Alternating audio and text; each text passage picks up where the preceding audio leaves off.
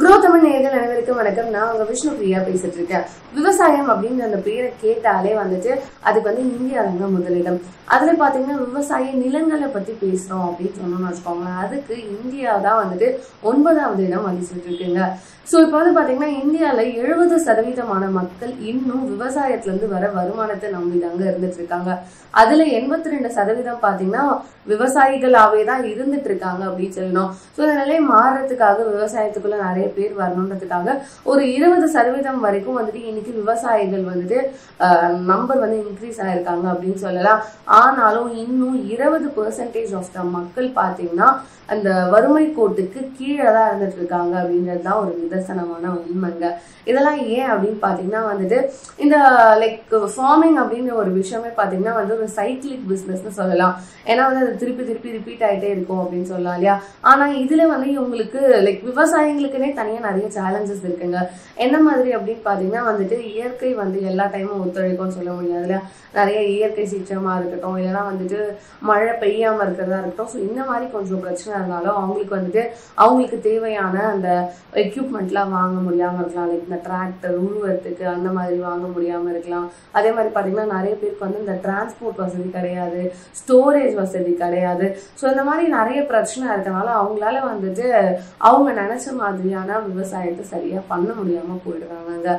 So இதுக்காக தான் government வந்து ஏதோ ஒரு வகையில அவங்களும் வந்து நம்மளும் வந்து அவங்களுக்கு ஹெல்ப் பண்ணணும் அப்படின்னு சொல்லிட்டு ஒரு ஸ்கீம் கொண்டு வந்திருக்காங்க.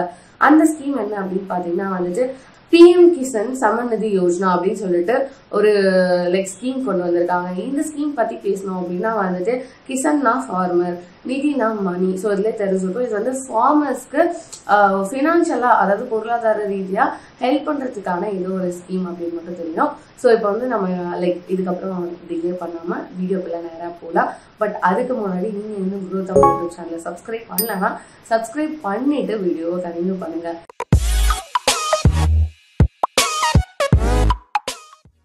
இப்ப நம்ம வந்துட்டு இந்த பிஎம் கிசான் சம்மன் நிதி யோஜனா அதை பத்தி பேசுவாங்க. இது எப்ப லான்ச் பண்ணிருக்காங்க அப்படின்னு பாத்தீங்கன்னா வந்துட்டு 1 February 2019 லான்ச் பண்ணிருக்காங்க.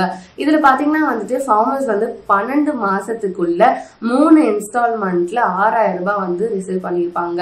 எப்படி அப்படின்னு பாத்தீங்கன்னா வந்துட்டு ஒவ்வொரு 4 மாசத்துக்கும் இவங்களுக்கு வந்துட்டு 2000 ரூபாய் வந்து கொடுத்துருப்பாங்க. ஸோ அப்படிதான் வந்து வருஷத்துக்கு வந்துட்டு ஒரு 6000 ரூபாய் வந்து இவங்க கையில இருக்குங்க. இதுக்காக கவர்மெண்ட் ஒதுக்கின பட்ஜெட் எவ்வளவு அப்படின்னு பாத்தீங்கன்னா வந்துட்டு 75,000 கோடிங்க. அது மட்டும் இல்லாம இன்னைக்கு நிலைமைக்கு 14.5 கோடி விவசாயிகள் இந்த ஸ்கீமால வந்துட்டு பயனடைஞ்சிட்டு இருக்காங்க அப்படின்னு சொல்லலாம். இந்த ஸ்கீமை இம்ப்ளிமெண்ட் பண்ணவங்க யாரு அப்படின்னு பாத்தீங்கன்னா வந்துட்டு ministry of agriculture and farmer வெல்ஃபேருங்க. இப்ப நம்ம இந்த ஸ்கீம் வந்து எதுக்காக அப்படின்ற ஒரு விஷயத்த பார்க்கலாம். அதாவது அப்ஜெக்டிவ் ஆஃப் தி ஸ்கீம் என்ன அப்படின்னு பாத்தீங்கன்னா வந்துட்டு விவசாயிகளை பொருளாதார ரீதியா வந்துட்டு சப்போர்ட் பண்ணணும் அப்படின்றதுதான் வந்துட்டு கவர்மெண்டோட எண்ணம் அப்படின்னு சொல்றாங்க. நம்ம முன்னாடி சொல்லியிருந்தேன் இந்த விவசாயிகளோட அந்த பிசினஸ் பாத்தீங்கன்னா வந்துட்டு ஆப்வியஸா வந்துட்டு ரெயின்ஃபாலால அதுக்கப்புறம் வந்துட்டு நிறைய நேச்சுரல் கலாமிட்டிஸால வந்துட்டு பாதிக்கப்படுறதுக்கான வாய்ப்பு இருக்கு இல்லையா. ஸோ அந்த மாதிரி டைம்ல ஏன் சில இடத்துல வந்துட்டு ட்ராட் அதாவது பஞ்சம் கூட ஏற்பட்டு நீர் இல்லாம போற நிலைமையெல்லாம் இருக்கு இல்லையா. ஸோ அந்த மாதிரியான டைம்ல அவங்களோட டெய்லி எக்ஸ்பென்சஸையாவது அவங்க வந்து மேனேஜ் பண்ணிக்கணும் அப்படின்ற ஒரே நோக்கத்தோட தான் இந்த ஸ்கீம் வந்து இவங்களுக்கு வந்து பணம் போயிட்டு இருக்குங்க. இது வந்து கவர்மெண்ட் வந்து விவசாயிகளுக்கு கொடுக்குற லோன்லாம் கிடையாதுங்க.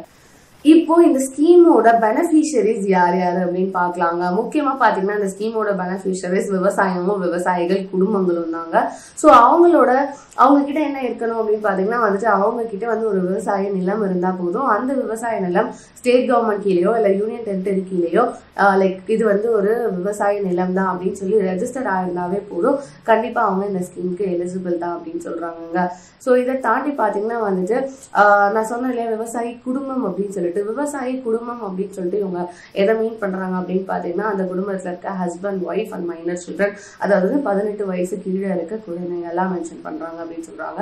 அதே மாதிரி இந்த பிஎம் கிசான் நிதி யோஜனால வந்துட்டு யார் யாரெல்லாம் இருக்கா, லிஸ்ட் ஆஃப் ஃபார்மர்ஸ் எல்லாம் யாரு அப்படின்னா நீங்க தெரிஞ்சுக்கணும். இல்ல இந்த ஸ்கீமை பத்தி இன்னும் நிறைய தெரிஞ்சுக்கணும் அப்படின்னா வந்துட்டு நீங்க வந்துட்டு பிஎம் கிசான் போர்ட்டலுக்கு போனீங்கன்னா அதுல உங்களுக்கு எல்லா இன்ஃபர்மேஷனுமே ரொம்ப தெளிவா கொடுத்துருக்காங்க அப்படின்னு சொல்லலாம்.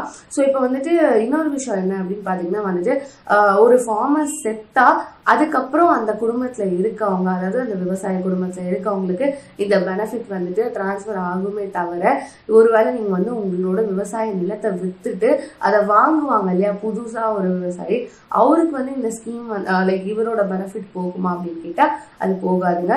ஒரு லைக் விவசாயி இருந்துட்டு அந்த விவசாயி குடும்பத்துக்கு தான் அந்த பெனிஃபிட் அப்படின்ற ஒரு விஷயம் வந்துட்டு போய் சேரும் அப்படின்னு சொல்றாங்க.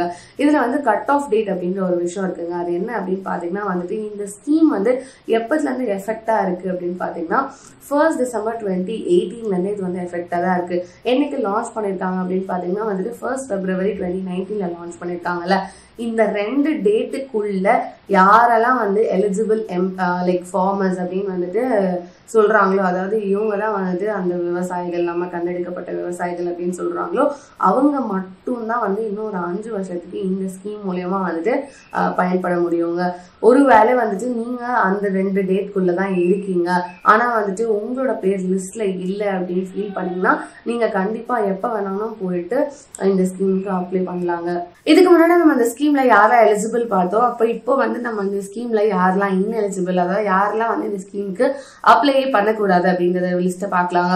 ஃபர்ஸ்ட் வந்து உங்க குடும்பத்துல இருந்து யாராவது ஒருத்தவங்களாவது வந்து டாக்ஸ் கட்டுறாங்க அப்படின்னா வந்து கண்டிப்பா நீங்க வந்து அப்ளை பண்ணக்கூடாது. ரெண்டாவது பாத்தீங்கன்னா உங்க குடும்பத்துல வந்துட்டு யாராவது ப்ரொஃபஷனல்ஸ் இருக்காங்களா அப்படின்னா, ப்ரொஃபஷனல்ஸ் இவங்க என்ன மீன் பண்றாங்க அப்படின்னு பாத்தீங்கன்னா டாக்டரோ, லாயரோ, அதுக்கப்புறம் பாத்தீங்கன்னா ஒரு வேலை இன்ஜினியரோ இல்ல சிஎஸ்ஓ யார் இருந்தாலுமே வந்துட்டு நீங்க கண்டிப்பா அப்ளை பண்ணக்கூடாது அப்படின்னு சொல்றாங்க. மூணாவது என்னன்னா வந்துட்டு ஒரு சென்ட்ரல் கவர்மெண்டோ ஸ்டேட் கவர்மெண்ட் எம்ப்ளாயோ இல்ல ஏதாவது ஒரு பப்ளிக் செக்டர் என்டிட்டில வந்து வேலை செய்யறீங்க அப்படின்னா வந்துட்டு நீங்க வந்து அப்ளை பண்ணக்கூடாது அப்படின்னு சொல்றாங்க. ஒருவேளை வந்து நீங்க வந்துட்டு குரூப் டியாவோ இல்ல கிளாஸ் 4 எம்ப்ளாயிஸாவோ இல்ல வந்துட்டு மல்டி டாஸ்கிங் ஸ்டாஃபாவோ இருந்தா மட்டும் வேணும்னா அப்ளை பண்ண முடியும் அப்படின்னு சொல்றாங்க. அதுக்கப்புறம் பாத்தீங்கன்னா இந்த பென்ஷன் ஹோல்டர்ஸ் இருப்பாங்க, ரிட்டையர் ஆனவங்க, அவங்க வந்து 10,000க்கு மேல யாரெல்லாம் வந்து வாங்கியிருக்காங்களோ அவங்களாவும் வந்துட்டு இந்த ஸ்கீமுக்கு வந்துட்டு எலிஜிபிள் கிடையாது அப்படின்னு சொல்றாங்க. அது மட்டும் இல்லாம இதுக்கு முன்னாடி வந்துட்டு ஃபார்மர் எம்எல்ஏ, எம்பி அந்த மாதிரி அந்த கான்ஸ்டிடியூஷனல் போஸ்ட்ல இருந்திருப்பாங்க இல்லையா, சோ ஈவன் பஞ்சாயத்து தலைவர்ஸ் கூட சொல்றாங்க. சோ இவங்கெல்லாம் கூட வந்துட்டு இந்த ஸ்கீமுக்கு அப்ளை பண்ணக்கூடாது அப்படின்னு சொல்றாங்க. இதை தாண்டி பாத்தீங்கன்னா இன்ஸ்டிடியூஷன் லேண்ட் ஹோல்டர்ஸ் அப்படின்னு சொல்லுவாங்க. அதாவது வந்துட்டு லேண்ட் வந்து அவங்க பேர்ல இருக்கிறது ஒரு இன்ஸ்டிடியூஷன் பேர்ல இருக்கும், அது விவசாய நிலங்களா இருந்தா கூட. சோ அவங்களும் வந்துட்டு இந்த ஸ்கீமுக்கு வந்து எலிஜிபிள் கிடையாதுங்க. இப்போ இந்த ஸ்கீம்ஸ்ல வந்து நிறைய அவார்ட்ஸ் கொடுக்குறாங்க அப்படின்னு சொல்றாங்க. இந்த ஸ்கீம் வந்து ஆரம்பிச்சு 2 வருஷம் ஆனதுக்கு அப்புறமும் வந்துட்டு இன்னும் நிறைய ஃபார்மர்ஸ் சேராததுனால சோ இதுல வந்துட்டு விவசாயிகளை ஊக்குவிக்கிறதுக்காக நிறைய அவார்ட்ஸ் கொடுத்துட்டு இருக்காங்க அப்படின்னு சொல்றாங்க. இதுல வந்துட்டு பாத்தீங்கன்னா ஒவ்வொரு ஸ்டேட்டோட விவசாயிகளும் வந்து இன்னொரு ஸ்டேட்டோட வந்துட்டு போட்டி போடுறாங்க அப்படின்னு சொல்லலாம். இது உண்மையாவே வந்து ஒரு ஹெல்த்தி காம்படிஷனா மாறி இருக்கு அப்படின்னு கூட சொல்லாங்க. சோ வந்து இவங்க என்ன மாதிரியான அவார்ட்ஸ் கொடுத்திருக்காங்க அப்படின்னு பாத்தீங்கன்னா இந்த ஸ்கீமை ஃபாஸ்டா இம்ப்ளிமெண்ட் பண்ண ஸ்டேட் அப்படின்னு சொல்லிட்டு உத்தரப்பிரதேஷ்க்கு கொடுத்திருக்காங்க. அத்தன்டிகேட்டட் பெனிஃபிஷியரிஸ் வந்து இந்த ஸ்டேட்ல தான் இருக்காங்க அப்படின்னு சொல்லி கர்நாடகாவுக்கு கொடுத்திருக்காங்க. அதே மாதிரி பாத்தீங்கன்னா வந்து பிசிக்கல் வெரிஃபிகேஷன்லயும் ரீட்ரெஸ் எல்லாரையும் வந்துட்டு ஹிமாச்சல் பிரதேஷ் அண்ட் மகாராஷ்டிராக்கு கொடுத்திருக்காங்க. அதே மாதிரி அதிகமா வந்து ஆதார் வெரிஃபிகேஷன் பண்ணவங்க அப்படின்னு சொல்லிட்டு லைக் அருணாச்சல் பிரதேஷ்க்கு ஒரு அவார்ட் கொடுத்திருக்காங்க. சோ இப்ப வந்துட்டு இந்த ஸ்கீம்க்கு எப்படி என்ரோல் பண்ணலாம் அப்படிங்கிற விஷயத்த பாக்கலாங்க. இதுல வந்து ஆன்லைன் ஆஃப்லைன் 2 மாடலுமே இருக்கு. ஒருவேளை நீங்க வந்து ஆஃப்லைன்ல பண்ணோம், அதாவது நேரா போய் பண்ணோம் அப்படின்னு நினைக்கிறீங்கன்னா வந்துட்டு நீங்க வந்து வருமானத்துறை ஆஃபீஸரையோ இல்ல வந்துட்டு உங்க லோக்கல்ல இருக்க பட்வாரியோ இல்லைன்னா வந்துட்டு நோடல் ஆஃபீஸர்னு சொல்றாங்க, அதாவது இந்த ஸ்கீம்காகவே கவர்மெண்ட் வந்து சில ஆஃபீஸர்ஸ் வந்து நியமனம் பண்ணிருக்காங்க, அவங்க கிட்ட போயிட்டு நீங்க இதை வந்து பண்ணிக்கலாங்க.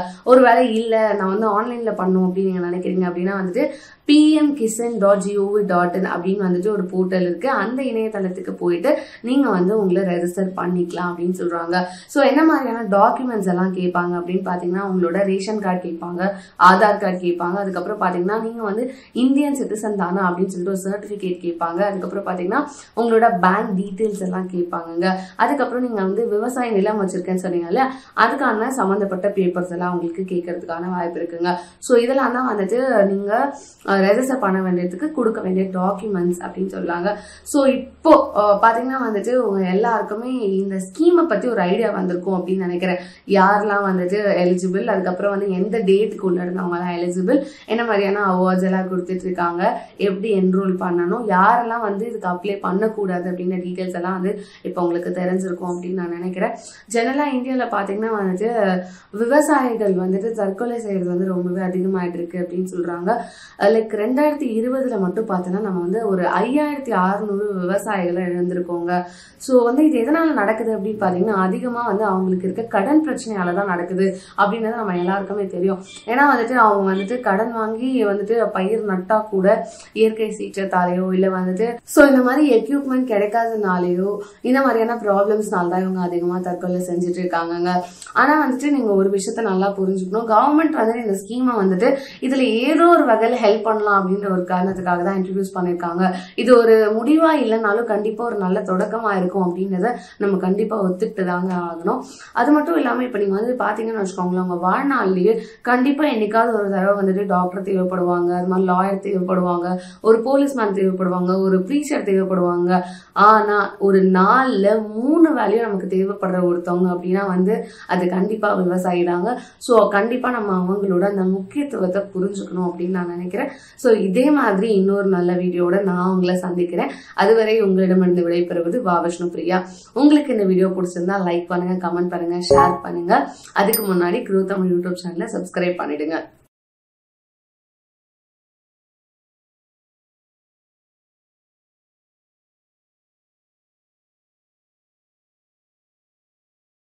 Investment in securities market are subject to market risks. Read all the related documents carefully before investing. Please read the risk disclosure documents carefully before investing in equity shares, derivatives, mutual fund, and or other instruments traded on the stock exchanges.